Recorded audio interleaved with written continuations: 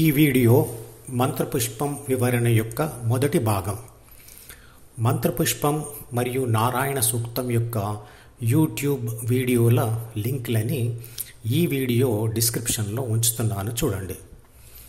నారాయణ సూక్తం మరియు మంత్రపుష్పంతో సహా చాలా హిందూ మత శ్లోక సంపుటిలు మరియు గ్రంథాలు ధ్యానం ద్వారా పొందే అమనస్క స్థితి అంటే స్థిత ప్రజ్ఞ లేదా ముక్తి లేదా మోక్షం గురించే చెప్తాయి.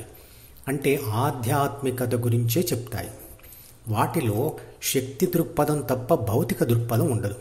అంటే జీవితంలో జరిగే లేదా పొందే భౌతిక అనుభవాల, విషయాల, సామాజిక నియమాల వర్ణన ఉండదు.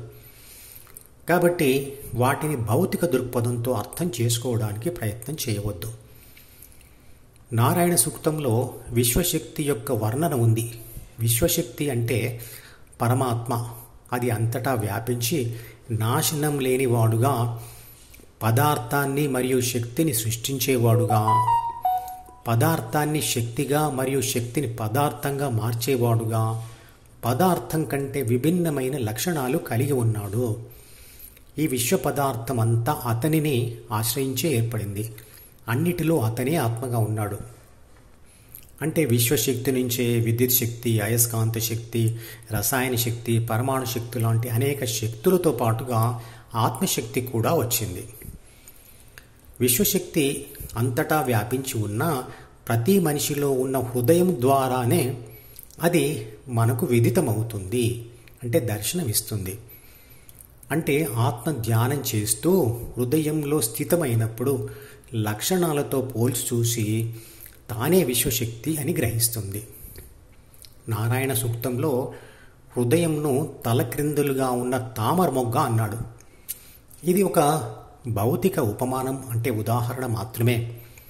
నిజానికి హృదయం అనేది లోపలికి వెళ్ళే శ్వాస మరియు బయటికి వచ్చే నిశ్వాసల కూడలి ప్రాంతం. అది ఒక స్థలం మాత్రమే, అక్కడ ఏమీ ఉండదు.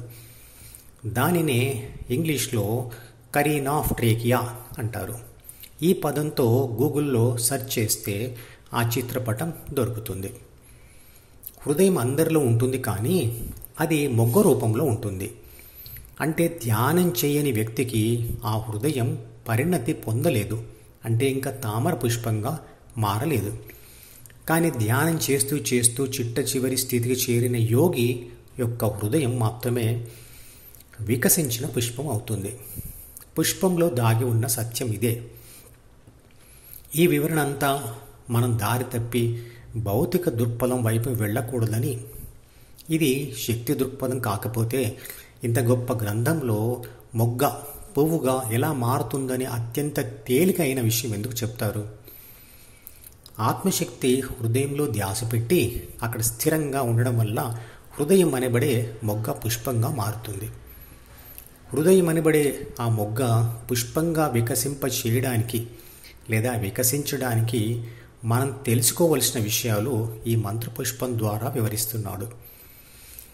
అది తెలుసుకుంటే సరిపోదు, ధ్యాన సాధన కూడా చేస్తేనే ఆ మొగ్గ పుష్పంగా మారి దాని ద్వారా పరమాత్మ విదితమవుతాడు, అంటే దర్శనమిస్తాడు.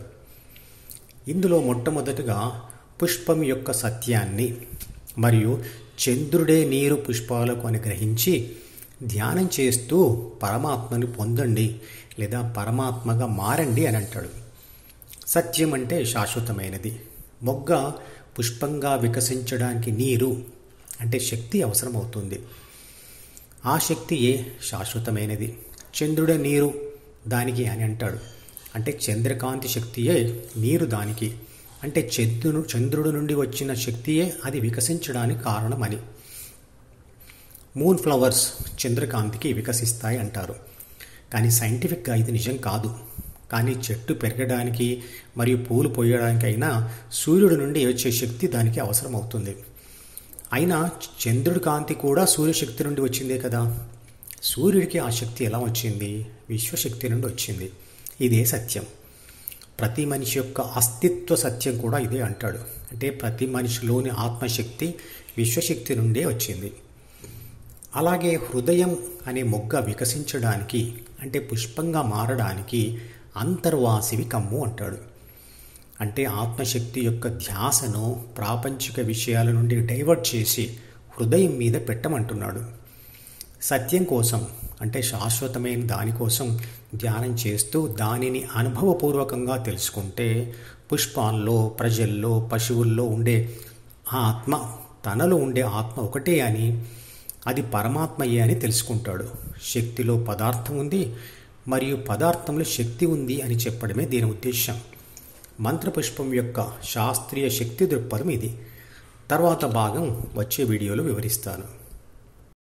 ఈ మధుపదం యూట్యూబ్ ఛానల్ వీడియోని సబ్స్క్రైబ్ చేసి గంట గుర్తును నొక్కి ఆల్ని సెలెక్ట్ చేసి ప్రతిరోజు యూట్యూబ్ ఓపెన్ చేసి అడుగున ఉన్న సబ్స్క్రిప్షన్ బటన్ నొక్కితే అన్ని లేటెస్ట్ వీడియోలు చూడవచ్చు.